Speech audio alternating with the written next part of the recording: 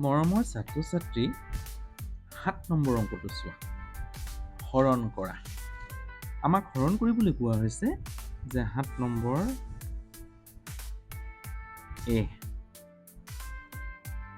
এ নম্বৰটো সমাধান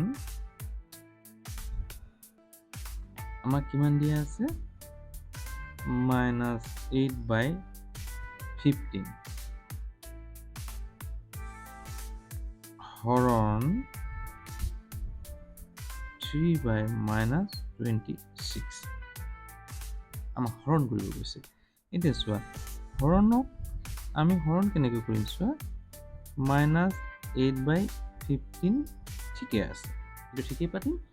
এই হৰণটোক পূৰণ চিহ্ন যেতিয়া পাতি দিম, তেতিয়া পাছৰ ভগ্নাংশটো উলটি যাব, 26/3 হ'ব। ধৰিব পাৰিলা? এতিয়া পূৰণ কৰি দিয়াৰ লগে লগে কি হ'ব? উলটি যাব। হ'ব, ধৰিব পাৰিছা নহয়? কি কৰি দিলোঁ? এতিয়া পূৰণ কৰি দিম আমি। 15 3 গুণ 45, 3 15 45, মাইনাছে প্লাছ 8ৰ লগত 26টো পূৰণ হ'ব। ইয়াতে পাতি কৰি দিছোঁ।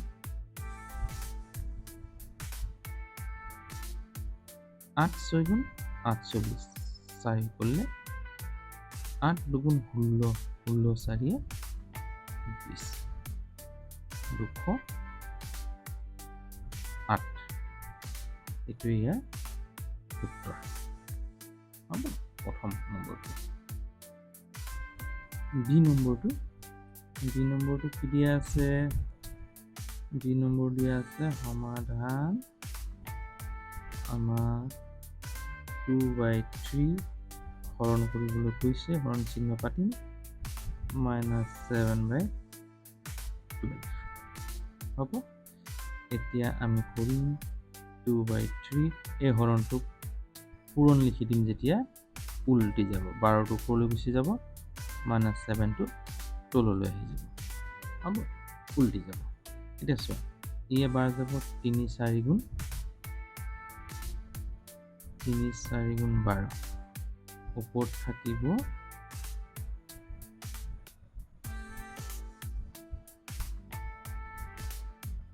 2 × 4, তলত থাকিব -7। এতিয়া ইয়াত কি কৰিম চোৱা, 2 4 গুণ 8, তলত থাকিলে -7। এতিয়া মাইনাছ তলত নথবা, মাজত পাতি দিবা 8/7। এইটো ইয়াৰ উত্তৰটো হ'ব। চি নম্বৰটো চোৱা। চি নম্বৰটো নাম্বাৰ চি সমাধান কিমান দিয়া আছে? -18 22 হৰণ কৰিবলৈ কোৱা হৈছে 27 44 হ'ব। এতিয়া নিয়মটো কি আছিলে? প্ৰথম ভগ্নাংশটো চেম ৰাখিবা।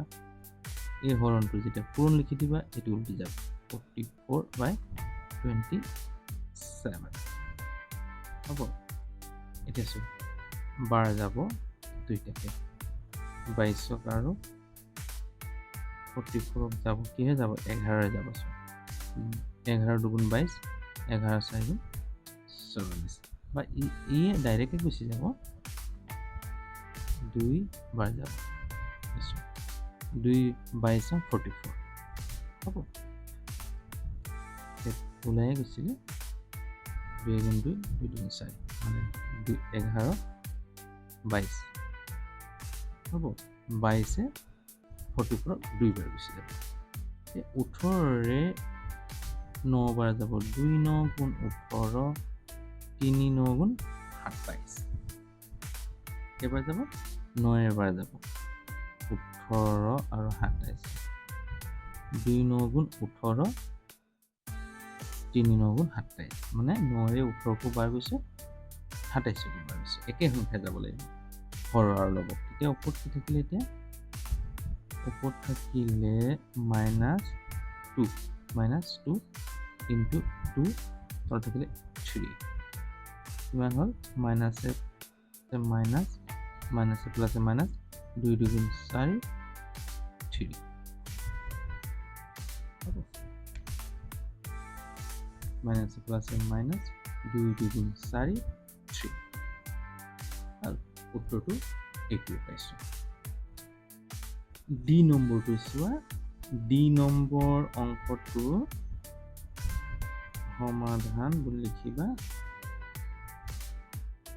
কিমান লিখিছে এতিয়া -4/5 হৰণ 6 যেতিয়া আমি -4/3 পূৰণ লিখি দিম তেতিয়া এইটো কি যাব 6 টো তলত আহি যাব এইটো কৰিছোঁ তাৰ মানে কি 6 অকলে মানে 6ৰ তলত এক এটা আছে উল্টি গ'লে কি হৈ যাব 1/6 হৈ যাব হ'ব এতিয়া চোৱা 2 যাব 2 2 4 2 3 6 2 দিছোঁ লবকো হৰক 2 2 4 2 3 6 কি থাকিলে এতিয়া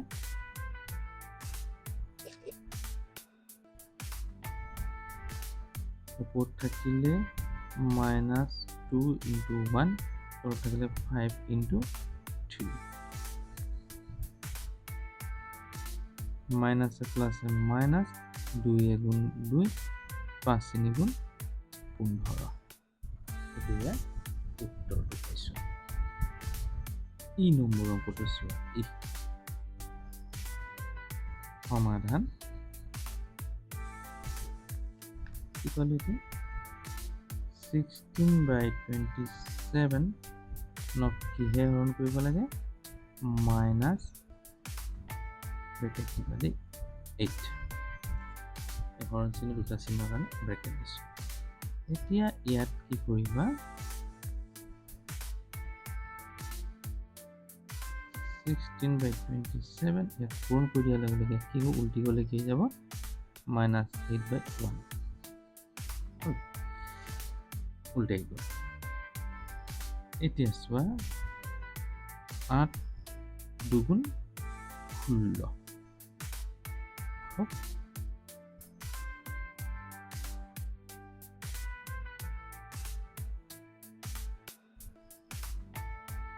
মাইনাছে প্লাছে মাইনাছ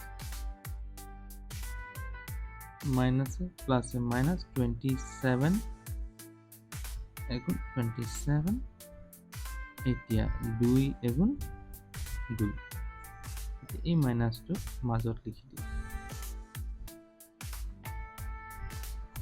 হ'ব উত্তৰটো এইটো পাইছোঁ তাৰপাছত কি নম্বৰ ই এফ নম্বৰ অংকটো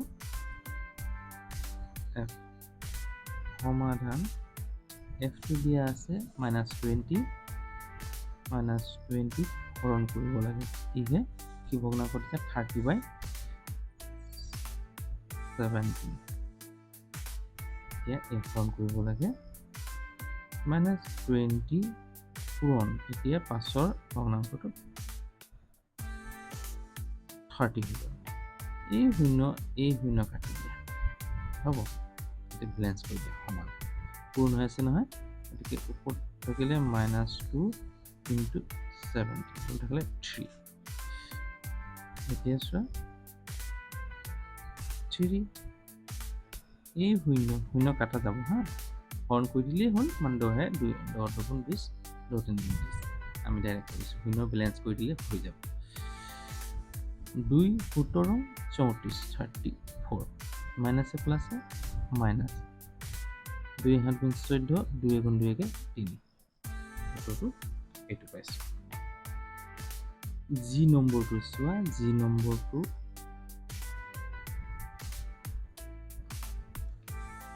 সমাধান -21/16 হৰণ কৰিব লাগে 16 হৰণ কৰিব লাগে -7/8 -21/16 হৰণ কৰিব পাৰে ই, হয় নাই? ইয়াক কৰিম আমি -21/16 পূৰণ চিহ্ন পাতি দিয়াৰ লগে লগে উল্টি যাব, হয় কি নহয়? -7/8 হৈ যাব। এই মাইনাছে বেলেঞ্চ কৰি দিয়ে। 3 7 গুণ 21, 8 1 গুণ 8, 8 2 গুণ 16। এই 1টো কেলে লিখোঁ? যেতিয়া লবটো হৰটো ডাঙৰ হৈ যায়, লবটো সৰু হৈ যায়, তেতিয়া উল্টা। এতিয়া চোৱা, তলত থাকিলে 2, ওপৰত থাকিলে 3 পূৰণ 1, মানে কিমান থাকিলে? 3 গুণ 3 2, উত্তৰটো এইটো পালোঁ। 23 নম্বৰ অংকটো চাওঁ। সমাধান। টো কিমান দিয়া আছে? 5/-14 নক কিহে কৰিব লাগে? 15/7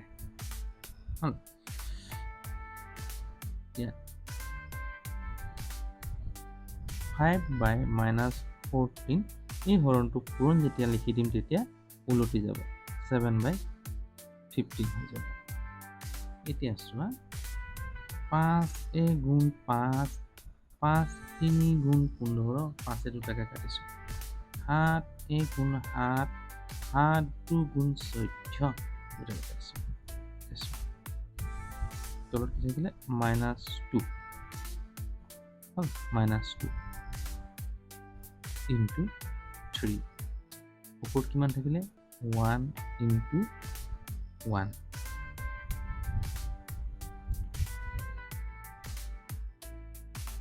2 3 গুণ 6, মাইনাছ প্লাছ মাইনাছ 1 গুণ 1।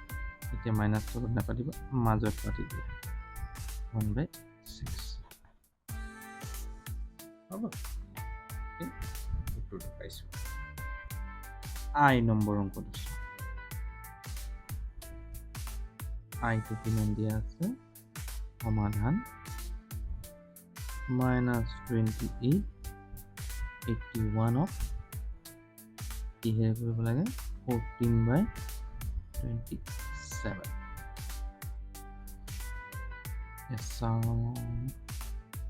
-28 81 পূৰণ উল্টি যাব, 27/14 পাছৰ ভগ্নাংশটো।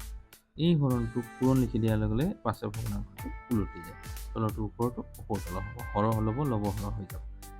এতিয়া আমাক 3ৰে যদি পূৰণ কৰোঁ 27, চাবা 27ক 3ৰে যাবলৈ 27 আৰু 81ক 27ৰে যাব, 27 গুণ 27, 27 3 গুণ 81, হয় নে নহয়? চাওঁ, 3 7 গুণ 21, 2 কৰিলে 2 3 গুণ 6 8 হ'ব।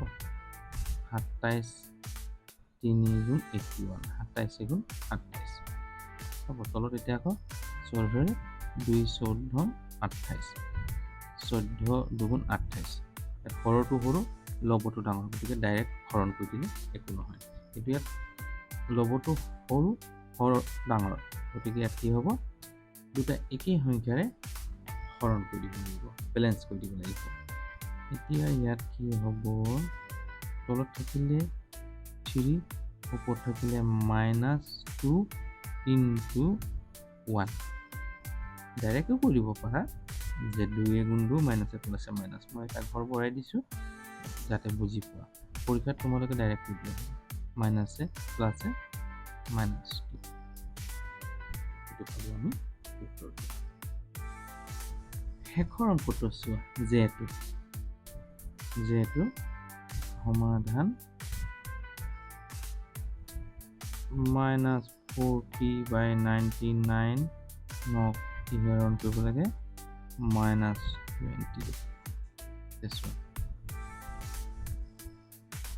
-40/99 এইটো কি আছে? পূৰণ কৰি দিলে এইটো ভগ্নাংশ হৈ যাব, উলটি যাব, 21 হৈ যাব, 1/20। মাইনাছে বেলেঞ্চ কৰি দিয়া পূৰণ হৈ আছে যে 20 40 কেইবাৰ যাব দুবাৰ 2 20 40 তলত কিমান থাকিলে এতিয়া 99 2 এগুণ 2 উত্তৰটো এইটোৱে যদি অংকসমূহ ধৰিব পাৰিছা বুজি পাইছা তেতিয়াহ'লে লাইক এটা কৰি দিবা আৰু কমেণ্টত জনাবা কেনে পাইছা যদি চেনেলটো ছাবস্ক্ৰাইব কৰা নাই তেতিয়াহ'লে ছাবস্ক্ৰাইব কৰি ল'বা বেল আইকনটো টিপি দিবা যাতে সময়মতে তোমালোকে নটিফিকেশ্যনসমূহ পাই থাকা আৰু বন্ধুবৰ্গলৈ শ্বেয়াৰ কৰিবা যাতে তোমালোকৰ শ্বেয়াৰে মোৰ সুবিধা হয় ইয়াকে কৈ আজিলৈ হ'ব তোমালোকৰ পঢ়াৰ জীৱন সুখময় আনন্দময় হওক ইয়াৰে আশাৰে বাই